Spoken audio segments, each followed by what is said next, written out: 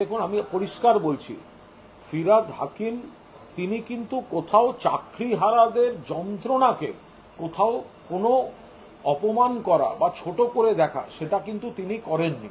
আমরা কোনো অবস্থাতেই সেটা করছি না, কারণ মাননীয় মমতা বন্দ্যোপাধ্যায় এই যারা সুপ্রিম কোর্টের রায়ে চাকরি গেছে এবং চাকরি যাওয়ার পেছনে যে সিপিএম এর লয়াররা রয়েছে, চাকরি যাওয়ার পেছনে বিজেপির এখনকার সাংসদ রয়েছে, অবসরপ্রাপ্ত বিচারপতি, তো চাকরি যাদের গেছে তাদের যন্ত্রণাটা তো আমরা বুঝি, মমতা বন্দ্যোপাধ্যায় বোঝেন।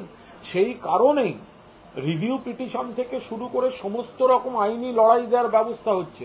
পাশাপাশি অন্তর্বর্তীকালীন সময়ে কি কি রিলিফ দেয়া যায়, কি কি পদক্ষেপ নিলে এরা একটু স্বস্তি পাবেন, সেগুলো মমতা বন্দ্যোপাধ্যায় সরকার করেছে। তারপরেও যদি কেউ রাজনৈতিক প্ররোচনা দেয়, লড়াইটা তো সুপ্রিম কোর্টের।